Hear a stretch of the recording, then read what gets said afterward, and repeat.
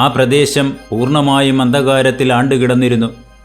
ഇരുവശത്തും ജീർണിച്ച് നിലംപൊത്താറായ കെട്ടിടങ്ങളുണ്ടായിരുന്ന ഒരു ഇടുങ്ങിയ തെരുവിലൂടെയാണ് ഒലിവറെയും വലിച്ചുകൊണ്ട് നാൻസിയും ബിൽ സൈക്സും നടന്നിരുന്നത്. ഏതാനും മിനിറ്റുകൾക്കുള്ളിൽ തന്നെ അവർ തുറസായ ഒരു സ്ഥലത്ത് എത്തിച്ചേർന്നു. കന്നുകാലികളെ കെട്ടിയിരുന്ന ഒരു വലിയ തൊഴുത്തായിരുന്നു അവിടം. ചീഞ്ഞളിഞ്ഞ അസഹനീയമായതുമായ ദുർഗന്ധം നാലുപാടും നിന്നും അവരുടെ മൂക്കിലേക്ക് തള്ളിക്കയറി. അവിടെ എത്തിയപ്പോഴേക്കും നാൻസിയുടെയും ബിൽ സൈക്സിൻ്റെയും നടത്തത്തിൻ്റെ വേഗത കുറഞ്ഞുപോയിരുന്നു. ആ തൊഴുത്തിൻ്റെ മധ്യഭാഗത്തെത്തിയപ്പോൾ നാൻസിയും ബിൽ സൈക്സും ഒന്ന് നിന്നു. അവർ എന്തോ സ്വകാര്യം പറയുന്നത് ഒലിവർ കേൾക്കുന്നുണ്ടായിരുന്നു. നാൻസിയാകട്ടെ ഒലിവറുടെ കൈകളിൽ ബലമായി പിടിച്ചിട്ടുമുണ്ട്. അവർ ഇപ്പോൾ നിൽക്കുന്നത് ആ മൈതാനത്തിൻ്റെ ഏറ്റവും ഇരുണ്ട ഇടത്തിലായതിനാൽ വഴിയാത്രക്കാർക്ക് അവരെ അത്ര വേഗം കാണാനാകുമായിരുന്നില്ല. ഒലിവർ നാൻസിയുടെ ബലിഷ്ഠമായ കയ്യിൽ നിന്നും കുതറിമാറാൻ പരിശ്രമിച്ചെങ്കിലും അവൾ അവനെ കൂടുതൽ ബലിഷ്ഠമായി മുറുകെ പിടിച്ചു. അവരുടെ കയ്യിൽ നിന്നും രക്ഷപ്പെടുകയെന്നത് പ്രയാസമാണെന്ന് ഒലിവർക്കും ബോധ്യമായിരുന്നു. താൻ വീണ്ടും ഫാഗിൻ്റെ മടയിലേക്ക് തന്നെയാണ് എത്തപ്പെടുന്നതെന്ന് അവൻ ഊഹിച്ചിരുന്നു. തെരുവുവിളക്കുകൾ അവിടെവിടെയായി മുനിഞ്ഞു കത്തുന്നുണ്ട്. നടത്തം പുനരാരംഭിക്കുന്നതിന് മുമ്പായി ബിൽ സൈക്സ് ഒലിവറുടെ കഴുത്തിൽ കുത്തിപ്പിടിച്ചിട്ട് ശബ്ദം താഴ്ത്തി ശകാരിച്ചു. തെണ്ടിയുടെ മോനെ, നിന്റെ ശബ്ദം പുറത്ത് കേൾക്കരുത്. രക്ഷപ്പെടാനെങ്ങാനും നീ ശ്രമിച്ചാൽ നിന്റെ മരണമുറപ്പാണ്. അത് ചെയ്യുന്നത് ഞങ്ങളിൽ ആരും തന്നെ ആയിരിക്കില്ല. ദാ ഈ നിൽക്കുന്ന എൻ്റെ പട്ടിയെ നീ കണ്ടല്ലോ, അത് നിന്നെ കഷ്ണങ്ങളായി വലിച്ചു കീറും. നിന്റെ കണ്ടനാളം അത് കടിച്ചു മുറിക്കും. ബിൽ സൈക്സ് ഇത് പറയുമ്പോൾ അയാളുടെ പട്ടിയാകട്ടെ ഒരു വിശിഷ്ട ഭോജനം തിന്നാനുള്ള ആർത്തിയോടെ ഒലിവറുടെ തൊട്ടടുത്ത് തന്നെ നിന്നുകൊണ്ട് മുരളുകയും തൻ്റെ നാക്ക് പുറത്തേക്ക് നീട്ടി അവനെ ഭയപ്പെടുത്തുകയും ചെയ്തു. ആ സംഘം ഇരുളിലൂടെ വീണ്ടും മുന്നോട്ട് നടന്നു. മഞ്ഞുണ്ടായിരുന്നതിനാൽ വഴി അത്ര വ്യക്തമായിരുന്നില്ല. ഗ്രോസ്വെനോർ സ്ക്വയറും പിന്നിട്ട് അവർ മുന്നോട്ട് നീങ്ങി. റോഡിനിരുവശത്തുമുള്ള കടകളിൽ നിന്നും പുറത്തേക്ക് പ്രവഹിച്ച മങ്ങിയ പ്രകാശം മഞ്ഞിൽ പെട്ടെന്ന് തന്നെ അലിഞ്ഞില്ലാതായി. മഞ്ഞിൻ്റെ കാഠിന്യം ഓരോ നിമിഷത്തിലും കൂടി വന്നു. ആ തെരുവിനെ ഒന്നാകെ മഞ്ഞ് വരിഞ്ഞു മുറുക്കാൻ തുടങ്ങിയിരുന്നു. തന്നെ അവർ എവിടേക്കാണ് കൊണ്ടുപോകുന്നതെന്ന് ഒലിവർക്കൊരെത്തും പിടിയും കിട്ടിയിരുന്നില്ല. അതിനെക്കുറിച്ചൊന്നും ആലോചിക്കാനുള്ള കരുത്തും അവനില്ലായിരുന്നു. പെട്ടെന്ന് അവർ നടത്തത്തിൻ്റെ വേഗത കൂട്ടി. തൊട്ടടുത്തു നിന്നും പള്ളിമണി ഒച്ചത്തിൽ മുഴങ്ങിക്കേട്ടു. സൈക്സ്, 8 മണിയായെന്ന് തോന്നുന്നു, നാൻസി ഓർമ്മിപ്പിച്ചു. എനിക്കും കേൾക്കാനാകുന്നുണ്ട്. അത്ര സുഖകരമല്ലാതെയാണ് സൈക്സ് മറുപടി പറഞ്ഞത്. നാൻസിയും സൈക്സും നടക്കുന്നതിനിടയിൽ പിന്നെയും എന്തെല്ലാമോ പറയുകയും ചിരിക്കുകയും ചെയ്യുന്നുണ്ടായിരുന്നു. തണുപ്പിൻ്റെ ആധിക്യം കൂടി വരും തോറും നാൻസി തളർന്നു തുടങ്ങിയിരുന്നു. അവളുടെ ശരീരത്തെ കഠിനമായ തണുപ്പിൽ നിന്നും സംരക്ഷിക്കാൻ ആവശ്യമായ വസ്ത്രങ്ങളൊന്നും ഉണ്ടായിരുന്നില്ല. ആകെയുണ്ടായിരുന്നത് ഒരു ഷോൾ മാത്രമാണ്. അതുപയോഗിച്ച് അവൾ തൻ്റെ ശരീരത്തെ പൊതിഞ്ഞു പിടിച്ചു. തണുപ്പിൻ്റെ ആധിക്യത്തെക്കുറിച്ച് അവൾ സൈക്സിനോട് പരാതിയും പറയുന്നുണ്ട്. തന്നെ മുറുകെ പിടിച്ചിരുന്ന അവളുടെ കൈ വിറയ്ക്കാൻ തുടങ്ങുന്നത് ഒലിവർ മനസ്സിലാക്കുകയും ചെയ്തിരുന്നു. ഒലിവർ അവളുടെ മുഖത്തേക്ക് പാളി നോക്കി. മങ്ങിയ വെളിച്ചത്തിൽ അവളുടെ മുഖം കൂടുതൽ വിറങ്ങലിച്ചിരിക്കുന്നത് അവന് കാണാനാകുമായിരുന്നു. ഇടുങ്ങിയതും വൃത്തികെട്ടതുമായ വഴികളിലൂടെയുള്ള അവരുടെ നടത്തം ഏകദേശം 1 മണിക്കൂറോളം പിന്നിട്ടിരിക്കുന്നു. വഴിയിൽ വളരെ കുറച്ച് മനുഷ്യരെ മാത്രമാണ് കണ്ടുമുട്ടിയത്. അവരാകട്ടെ സ്വഭാവം കൊണ്ട് സൈക്സിനെ ഓർമ്മിപ്പിക്കുന്നവരുമായിരുന്നു. പെട്ടെന്ന് തന്നെ അവർ മറ്റൊരു ചെറിയ റോഡിലേക്ക് കടന്നു. അവിടം പഴയ തുണികൾ വിൽക്കുന്ന കടകളുടെ കേന്ദ്രമായിരുന്നു. മങ്ങിയ വെളിച്ചം കടകളിൽ നിന്നും പുറത്തേക്ക് പ്രവഹിക്കുന്നുണ്ടെങ്കിലും മഞ്ഞിൽ അത് തീരെ ദുർബലമായിരുന്നു. ആ മൂവർ സംഘത്തെ ആർക്കും പെട്ടെന്ന് മനസ്സിലാക്കാനാവും വിധം വെളിച്ചമെങ്ങും ഉണ്ടായിരുന്നുമില്ല. അതുവരെയും ഒലിവറിനൊപ്പം നടന്നിരുന്ന പട്ടി ഇപ്പോൾ മുറുമുറുത്തുകൊണ്ട് അങ്ങോട്ടും ഇങ്ങോട്ടും ഓടി നടക്കുകയും താനാണ് ഇവരുടെ വഴികാട്ടി എന്ന ഭാവത്തിൽ അവരുടെ മുന്നിൽ നടക്കുകയും മുഖം മണ്ണിൽ പൂഴ്ത്തി മണം പിടിക്കുകയും ചെയ്തുകൊണ്ടിരുന്നു. അവർ എത്തിച്ചേർന്നത് ഇടിഞ്ഞു പൊളിഞ്ഞ ഒരു പഴയ കടയുടെ മുന്നിലാണ്. മൂവർ സംഘം എത്തുന്നതിനും മുമ്പ് തന്നെ പട്ടി അവിടെ എത്തി കടയുടെ മുന്നിൽ ഇരിപ്പുറപ്പിച്ചു കഴിഞ്ഞിരുന്നു. കടയുടെ ഒരു വശത്തായി വാടകയ്ക്ക് നൽകപ്പെടും എന്നൊരു പരസ്യ ബോർഡ് തൂങ്ങിക്കിടക്കുന്നു. മാറാലകൾ പിടിച്ച് അതിൻ്റെ നിറം മങ്ങിയതിൽ നിന്നും മനസ്സിലാക്കാനാവുന്നത് അത് ഏറെ നാളായി അങ്ങനെ തന്നെ അവിടെ തൂങ്ങിക്കിടക്കുന്നു എന്ന് തന്നെയാണ്. എല്ലാം നമ്മൾ വിചാരിച്ചതുപോലെ തന്നെ നടന്നിരിക്കുന്നു, സൈക്സ് ഒച്ചവെച്ചു. നാൻസി മുന്നോട്ട് നീങ്ങി ഒരു വലിയ വാതിലിന് മുന്നിൽ മുട്ടി. ഒരു ബെല്ലിൻ്റെ ശബ്ദം ഒലിവർക്ക് കേൾക്കാനായി. ആ ശബ്ദം മുറിയുടെ അകത്തു നിന്നാണോ അതോ പുറത്തു നിന്നാണോ എന്ന് മാത്രം അവന് തിരിച്ചറിയാനായില്ല. അതിനുശേഷം ആ സംഘം റോഡ് മുറിച്ചു കടന്ന് എതിർവശത്തുള്ള വിളക്കുകാലിൻ്റെ താഴെ നിന്നു. ഏതാനും നിമിഷങ്ങൾ കഴിഞ്ഞപ്പോൾ തന്നെ എതിർവശത്തുണ്ടായിരുന്ന കെട്ടിടത്തിൻ്റെ വാതിൽ ബന്ധിച്ചിരുന്ന സാക്ഷകൾ കിരികിര ശബ്ദത്തോടെ വലിച്ചു മാറ്റുന്ന ശബ്ദം അവർ കേട്ടു. വാതിൽ തുറന്ന ഉടൻ തന്നെ സമയം പാഴാക്കാതെ സൈക്സ് ഒലിവറെ അവൻ്റെ ഷർട്ടിൻ്റെ കോളറിൽ പിടിച്ചുപൊക്കി ഒരു തുണിക്കെട്ടെന്ന പോലെ വലിച്ചുകൊണ്ട് ആ മുറിയിലേക്ക് ഓടിക്കയറി. 3 പേരും അകത്തു കയറിയ നിമിഷത്തിൽ തന്നെ വാതിൽ ശക്തിയായി അടയുകയും ചെയ്തു. പൂർണ്ണമായും അന്ധകാരത്തിലേക്കാണ് അവർ എത്തപ്പെട്ടത്. അകത്ത് ആരുടെയെങ്കിലും സാന്നിധ്യമുണ്ടെന്ന് പോലും മനസ്സിലാക്കാനാവാത്ത വിധം ഇരുട്ട് വ്യാപിച്ചു കിടന്നു. ഒന്ന് നിന്നതിന് ശേഷം സൈക്സ് വിളിച്ചു ചോദിച്ചു, അകത്താരെങ്കിലും ഉണ്ടോ? പെട്ടെന്ന് തന്നെ മറുപടിയുമുണ്ടായി, ആരുമില്ല. ആ ശബ്ദത്തിൻ്റെ ഉടമയെ തനിക്ക് നല്ല പരിചയമുണ്ടല്ലോ എന്ന് ഒലിവർ പെട്ടെന്നോർത്തു. സൈക്സ് വീണ്ടും ചോദിച്ചു, ആ കിഴവനില്ലേ? ഉണ്ട്. വീണ്ടും ആ ശബ്ദം കേട്ടപ്പോൾ അവന് ബോധ്യമായി തനിക്കടുപ്പമുണ്ടായിരുന്ന ആരുടേതോ ആണെന്ന്. ആ ശബ്ദത്തിൻ്റെ ഉടമ അവർക്കരികിലേക്ക് നടന്നെടുക്കുകയാണ്. അയാളുടെ കാലച്ച അടുത്തടുത്ത് വരുംതോറും ഒലിവറിൻ്റെ ആകാംക്ഷയും വർദ്ധിച്ചു വന്നു. എങ്കിലും അതാരുടേതാണെന്ന് പൂർണ്ണമായും അവന് അപ്പോഴും ബോധ്യമായിരുന്നില്ല. അടഞ്ഞുകിടക്കുന്ന മുറിയുടെ പ്രതിധ്വനിയും ഇരുട്ടിൻ്റെ കാഠിന്യവും കാരണം പരിചിതമായ ആ ശബ്ദത്തിൻ്റെ ഉടമയെ പൂർണ്ണമായും തിരിച്ചറിയുന്നതിൽ അവൻ പരാജയപ്പെട്ടിരുന്നു.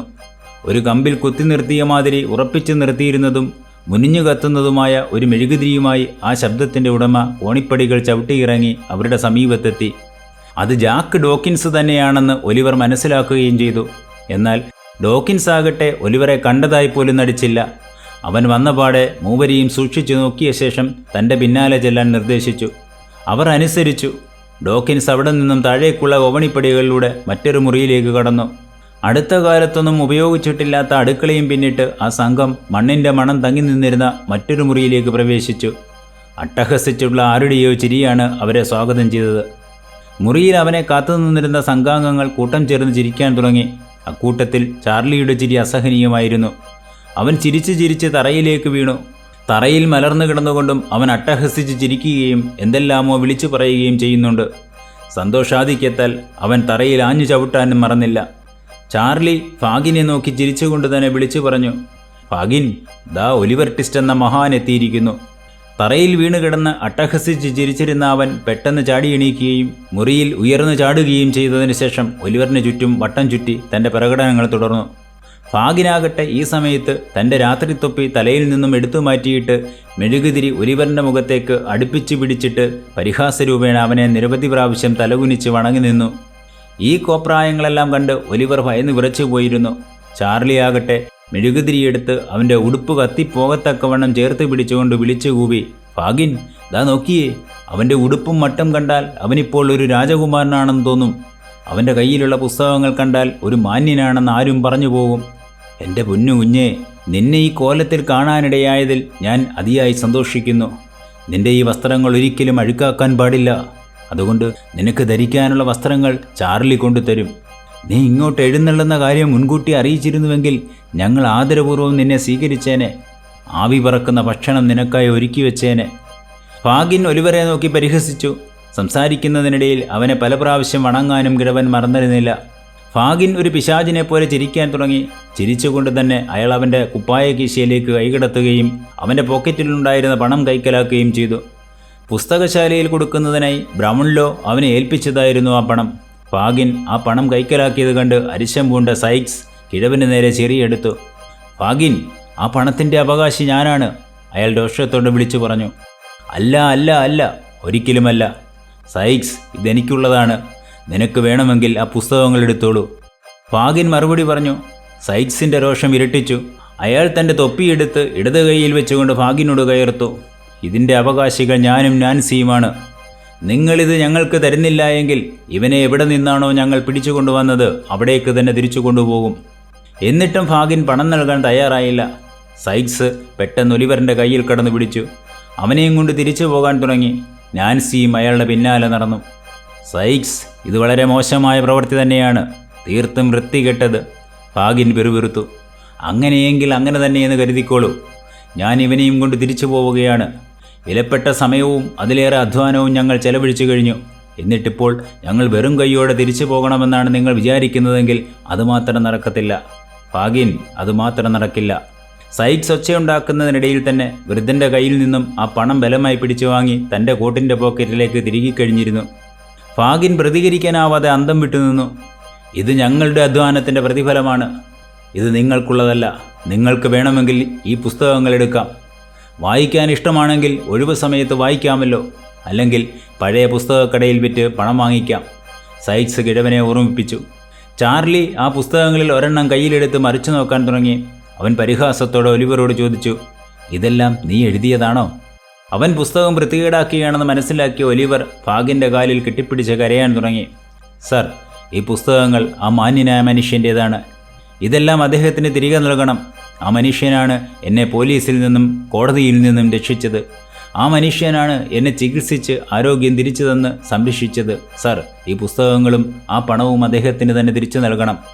എന്നിട്ട് ജീവിതകാലം മുഴുവനും എന്നെ നിങ്ങൾ ഇവിടെ തടങ്കലിൽ വെച്ചുകൊള്ളൂ. ഞാൻ നിങ്ങളോട് യാചിക്കുകയാണ്. ഇതെല്ലാം ആ മനുഷ്യന് തിരികെ നൽകണം. അല്ലെങ്കിൽ അദ്ദേഹം ചിന്തിക്കുന്നത് ഇതെല്ലാം ഞാൻ മോഷ്ടിച്ചതാണെന്നായിരിക്കും. ആ പാവ സ്ത്രീ, അവരും എന്നെ സംരക്ഷിച്ചതാണ്. അവരും ചിന്തിക്കുന്നത് ഞാനൊരു കള്ളനായിരുന്നുവെന്ന് തന്നെയായിരിക്കും. സർ, അതുകൊണ്ട് ദയവുണ്ടായി ഇതെല്ലാം അദ്ദേഹത്തിന് തന്നെ തിരികെ നൽകണം. ഒലിവർ ആ കിഴവൻ്റെ കാൽക്കൽ വീണ് വിങ്ങിക്കരഞ്ഞു. സങ്കടം സഹിക്കാനാവാതെ അവൻ കൈകൾ നിലത്താഞ്ഞടിച്ചു. ഒലിവറിൻ്റെ വാക്കുകൾ കേട്ട് ആ കിഴവൻ പൊട്ടിച്ചിരിക്കാൻ തുടങ്ങി. അതെ അതെ, നീ ഒരു പെരും കള്ളനാണെന്ന് തന്നെ അവർ ചിന്തിക്കും. എന്നിട്ട് നിന്നെ അവർ പോലീസിന് ചൂണ്ടിക്കാണിച്ചു കൊടുക്കും. അവർ നിന്നെ പിടിച്ച് ജയിലിലടയ്ക്കും. നിന്നെ അവർ തൂക്കിക്കൊല്ലും. കിഴവൻ്റെ വാക്കുകൾ സൈക്സും ഏറ്റുപിടിച്ചു. ഒലിവർ ആകെ സങ്കടത്തിലും ഭയത്തിലും അകപ്പെട്ട അവസ്ഥയിലായി. സൈക്സും ഫാഗിനും പറഞ്ഞതിൻ്റെ പൊരുൾ ഊഹിച്ചെടുക്കാൻ പോലും അവനായില്ല. അവൻ അവിടെ കൂടി നിന്നിരുന്ന ഓരോരുത്തരുടെയും മുഖത്തേക്ക് മാറി മാറി നോക്കാൻ തുടങ്ങി. സൈക്സ് പെട്ടെന്ന് തുള്ളിക്കളിക്കാൻ തുടങ്ങി. അയാൾ അവസ്മാരബാധിതനെപ്പോലെ എന്തെല്ലാമോ വിളിച്ചു പറഞ്ഞുകൊണ്ട് വാതിലിന് നേരെ ചാടി. അയാളുടെ അട്ടഹാസം ആ കെട്ടിടത്തിലാകെ പ്രതിധ്വനിച്ചു. അയാൾ വാതിൽ ശക്തിയായി തുറക്കാൻ തുടങ്ങിയപ്പോൾ നാൻസി അതിന് അയാളെ അനുവദിക്കാതെ സാക്ഷിക്ക് മറഞ്ഞു നിന്നുകൊണ്ട് സൈക്സിനോട് അപേക്ഷിച്ചു. ബിൽ, ദയവ് ചെയ്ത് നിങ്ങൾ പട്ടിയെ പ്രകോപിപ്പിക്കരുത്. ദയവായി നിങ്ങൾ ശാന്തനാകൂ. ബിൽ സൈക്സ് അവളെ ബലമായി തന്നെ പിടിച്ചു മാറ്റാൻ പരിശ്രമിച്ചു. അവൾ അവിടെ ഇനിയും തുടർന്നാൽ തലവണ്ടയടിച്ച് പൊട്ടിക്കുമെന്ന് അയാൾ മുന്നറിയിപ്പ് നൽകി. എന്നാൽ നാൻസിയാകട്ടെ അവിടെ തന്നെ തുടർന്നുകൊണ്ട് സൈക്സിനോട് യാചിക്കാൻ തുടങ്ങി. ബിൽ, ദയവായി നിങ്ങൾ പട്ടിയെ അകത്തേക്ക് കയറ്റരുത്. അതാ പാവം കുട്ടിയെ കടിച്ചു കീറും. ഇത് പറയുമ്പോൾ അവളുടെ കണ്ണിൽ നിന്നും കണ്ണുനീർ താഴേക്ക് ഒലിച്ചിറങ്ങുന്നുണ്ടായിരുന്നു.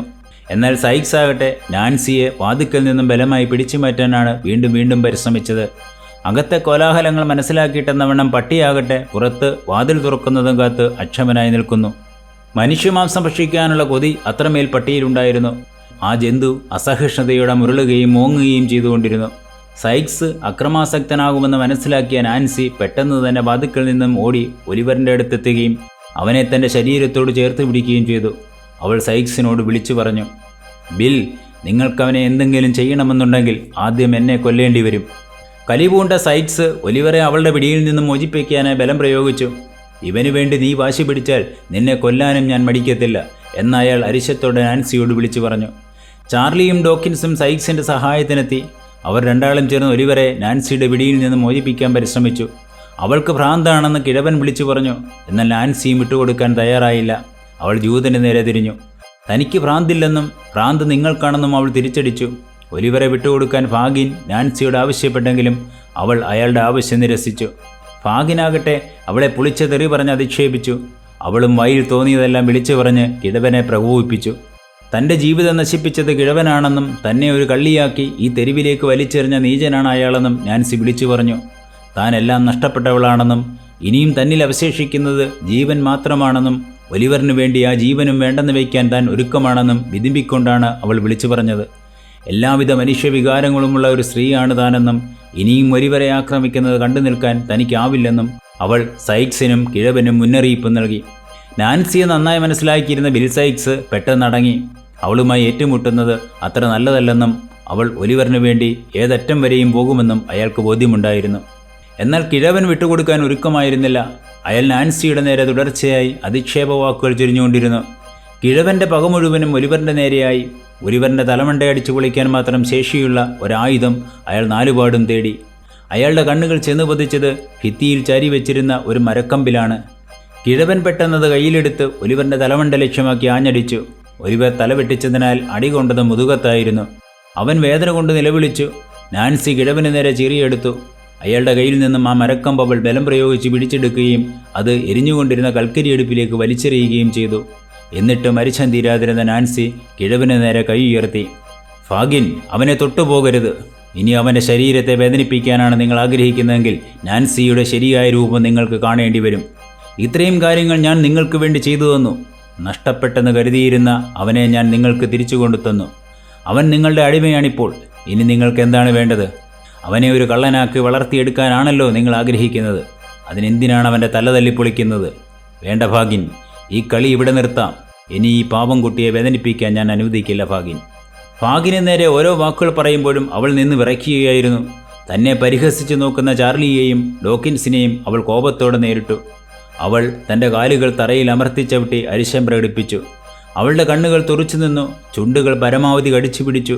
നാൻസിയുടെ പ്രകൃതം നന്നേ മാറിയിരിക്കുന്നെന്നും അവൾക്ക് പോലും ഇനി അവളെ നിയന്ത്രിക്കാനാവില്ലെന്നും ബോധ്യം വന്ന ജൂതൻ വളരെ തന്ത്രപൂർവ്വം അവളോട് എതിർക്കാൻ നിൽക്കാതെ പിൻവാങ്ങി. അവളോട് ഏറ്റുമുട്ടാൻ തയ്യാറാകാതെ സൈക്സും തന്ത്രപൂർവ്വം പിന്മാറിയിരുന്നല്ലോ. സൈക്സ് അടവ് മാറ്റി അവളെ അനുനയിപ്പിക്കാൻ ശ്രമിച്ചു. എൻ്റെ പൊന്നെ നാൻസി, നീ എന്താണ് ഈ കാട്ടിക്കൂട്ടുന്നത്? സൈക്സിൻ്റെ ചോദ്യം അവളെ വീണ്ടും പ്രകോപിപ്പിച്ചു. അവൾ അലറി വിളിച്ച് കരയുകയും ഉച്ചത്തിൽ ചിരിക്കുകയും ചെയ്തു. മുറിയുടെ മൂലയിൽ നിന്നിരുന്ന ഡോക്കിൻസിനെയും ചാർലിയെയും അവൾ പലതവണ രൂക്ഷമായി നോക്കുന്നുണ്ടായിരുന്നു. തൻ്റെ കോപം പ്രകടിപ്പിക്കാനായി ചുണ്ടുകൾ മുറുക്കിപ്പിടിച്ചിരുന്നതിനാൽ ചുണ്ടുപൊട്ടി രക്തം പുറത്തേക്ക് വന്നു. ഫാഗിൻ സൈക്സിനെ നോക്കി. സൈക്സ്, അവളെ അവളുടെ വഴിക്ക് വിട്ടേക്കുക. നമുക്ക് ഗൗരവമായി ചിലതൊക്കെ സംസാരിക്കാനുണ്ട്. വരൂ, അപ്പുറത്തേക്ക് പോകാം.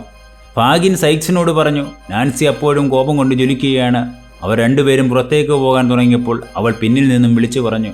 ഫാഗിൻ, ഈ നിൽക്കുന്ന ഒലിവറിൻ്റെ പ്രായത്തിൻ്റെ പകുതി പോലും ഇല്ലാത്ത കാലത്താണ് നീചനായ നിങ്ങൾ എന്നെ തെരുവിലേക്ക് വലിച്ചെറിഞ്ഞത്. നിങ്ങളൊരു പിശാചാണ്. നിങ്ങൾ എന്നെ മോഷണം പഠിപ്പിച്ചു, എന്നെ ഒരു കള്ളിയാക്കി. നിങ്ങൾക്ക് വേണ്ടി ഞാൻ പലതും മോഷ്ടിച്ചു.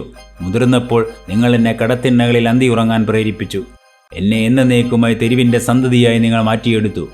ഇത് തന്നെയാണ് എൻ്റെ ജീവിതമെന്ന് ഓരോ നിമിഷത്തിലും നിങ്ങൾ എന്നെ ഓർമ്മപ്പെടുത്തി. ഇനി മരണം വരെയും എൻ്റെ ജീവിതം ഇങ്ങനെ തന്നെയായിരിക്കും.